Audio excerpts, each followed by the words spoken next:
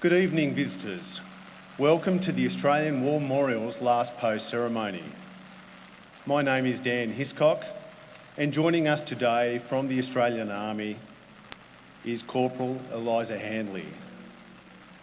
Today marks the commencement of Legacy Week, the Legacy Week Appeal in Australia.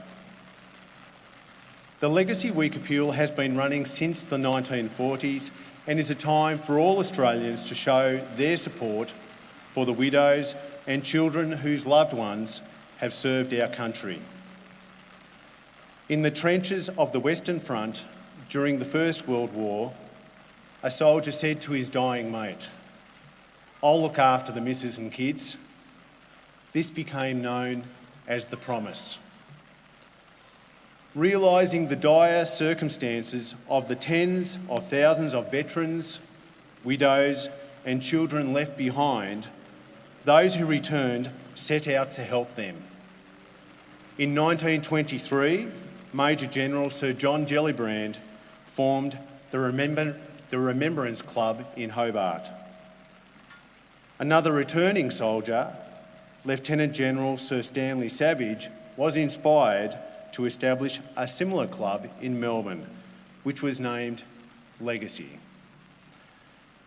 In responding to the needs of families of veterans for almost 100 years, Legacy, in conjunction with the network of legacy clubs throughout regional and metropolitan Australia, stands proudly as the only veteran service organisation in Australia dedicated solely to the care and support of our veterans' families.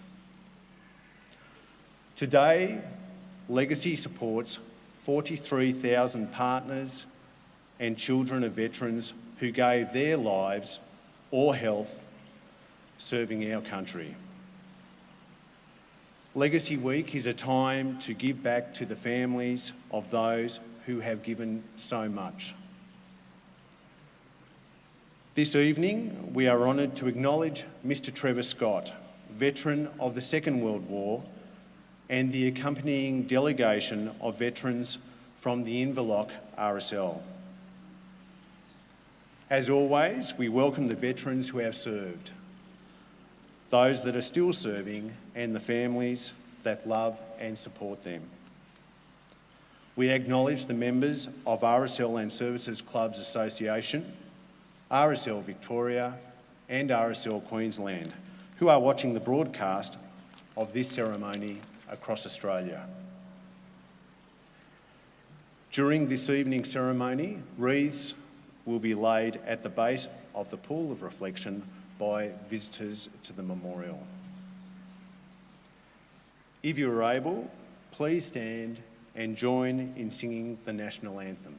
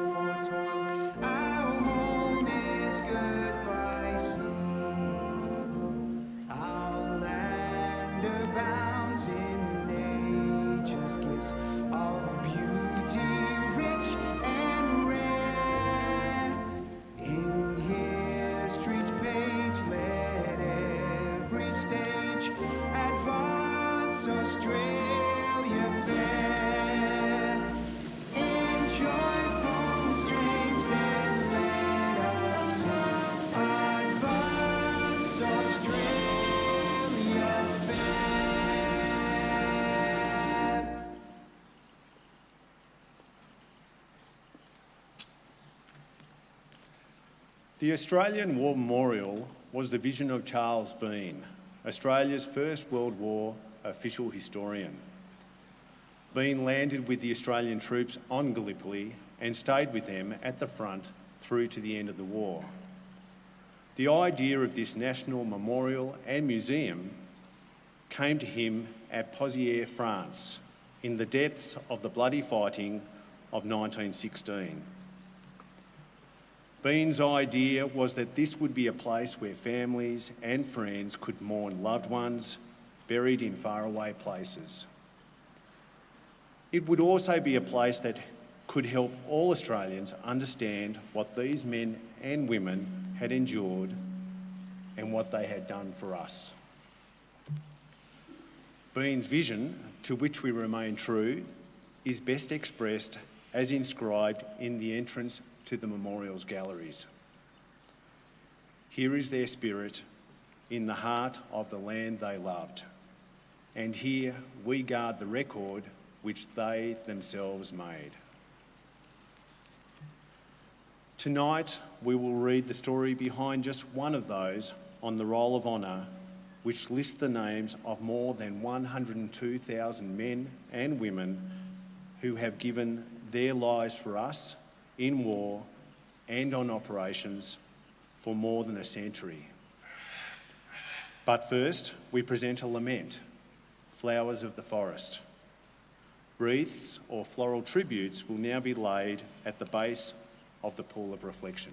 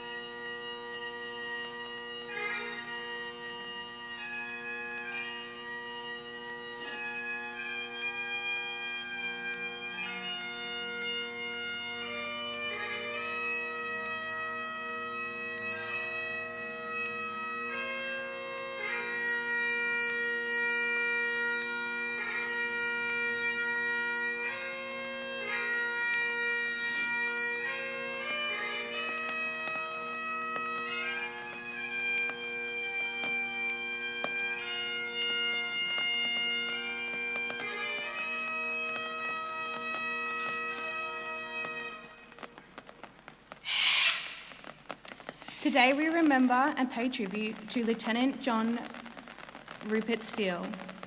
Phillip Steele was born in June 1889 in Camberwell, Victoria.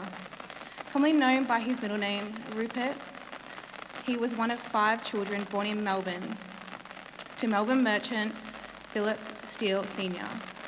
His wife, Joanna, he received his education at Melbourne Grammar School, where he was part of the rowing, cricket and athletics team. Rupert took a keen interest in military training from a young age, and by the time he left school in 1906, he had already been appointed to the rank of second lieutenant in the Citizens Light Horse. He later gained employment working as a warehouseman for his father's business, Steele & Co. In October 1914, shortly after the outbreak of the war, his elder brother Frederick was killed in action during the Battle of Ypres while serving with the British Army. Rupert enlisted in the Australian Imperial Forces alongside another brother, Cyril, on the 20th of September 1915. Having had previous military experience, he was given the rank of sergeant and assigned to the 4th Field Artillery Brigade alongside his brother. In November, the brothers embarked for active service from Melbourne on board the troop ship Wiltshire. They reached Egypt in December, shortly after the Allied evacuation of Gallipoli. There, they continued training with their unit before embarking for the Western Front in March 1916. The brothers reached France later that month, and Rupert was commissioned second lieutenant whilst in Louviers. There, the 4th Field Artillery Brigade threw their 18-pounder guns and vehicles before continuing to the area of the front known as the Nursery Sector. Located near the French village of Armentières, this was a relatively quiet sector where troops were introduced to trench warfare. Steele's first battle took place near the French village of Pozières at the place called Sausage Valley, where his unit took part in constant fighting against their German adversaries. The fighting in this sector of the front cost Australians over 23,000 casualties in just 42 days. In August 1916, Steele received his second commission, becoming lieutenant. After the carnage of Pozières and Mouquet Farm, Steele's unit was moved to a comparatively quiet sector of the front near the Belgian city of Ypres. After a short stint in the trenches there, Steele and his unit returned to the Somme in November, just in time for winter. On the 15th of November, Steele was serving with his unit near the French village of Fleur. He was operating with his battery behind the lines, where he was hit by enemy shell fire, which wounded him in 16 places. His brother Cyril was with him when he was hit and helped convey him to a nearby casualty clearing station. From there, he was transported to No. 2 British Red Cross Hospital in Rouen for further treatment. Although badly wounded, his family was informed that he was progressing favourably in hospital. In January 1917, the wounds in his leg became infected, and the surgeons at the hospital made the decision to amputate. Shortly after the operation, Steele died of his injuries, aged 27. Cyril was later sent back to Australia on compassionate grounds. During his voyage home, news reached the Steele family that their son and brother Norman, who had been serving as a pilot with No. 1 Squadron Australian Flying Corps in Palestine, had died of wounds after crashing his plane behind enemy lines. The local newspaper reported on the loss sustained by the Steele family. The war has taken toll of no finer men than the gallant Steele boys, who have served so nobly, served in great cause, and died as they had lived, true and still right through. From Mater Morere, to die for one's country. Rupert Steele was buried near a hospital at Saint Sever Cemetery in Rouen. where his remains lie today, beneath the words chosen by his grieving family. He died as he lived, a brave and noble man. His name is listed on the Roll of Honour on my right, amongst almost 62,000 Australians who died while serving in the First World War. His photograph is displayed today beside the pool of reflection. This is one of the many stories of service and sacrifice told here at the Australian War Memorial. We now remember Lieutenant John Phillip Rupert Steele, who gave his life for us, for our freedoms, and in hope for a better world.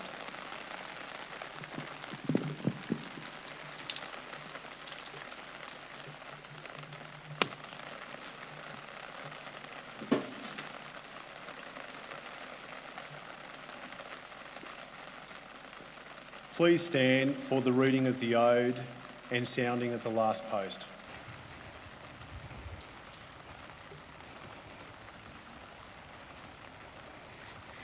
They shall not grow old, as we that are left grow old. Age shall not weary them, nor the years condemn. In the going down of the sun, and in the morning, we will remember them, lest we forget.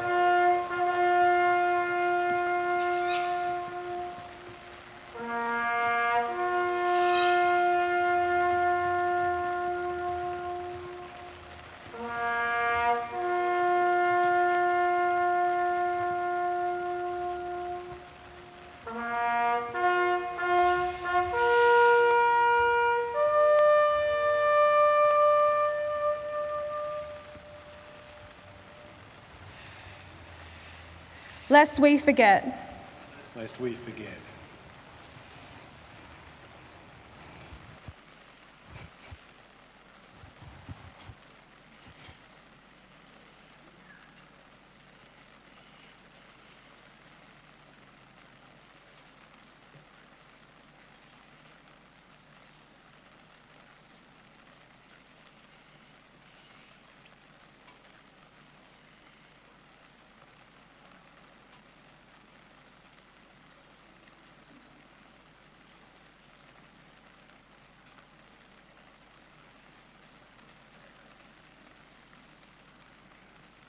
We leave you this evening with the words of the memorial's founder, Charles Bean. Many a man lying out there at Pozières in the low scrub at Gallipoli, with his poor, tired senses barely working through the fever of his brain, has thought in his last moments, well, it's over, but in Australia, they will be proud of this. Ladies and gentlemen, that concludes the last post ceremony. On behalf of the Director and staff, thank you for visiting the Australian War Memorial today and for your continued support of the Memorials Development Project. We wish you all a very pleasant evening. Thank you.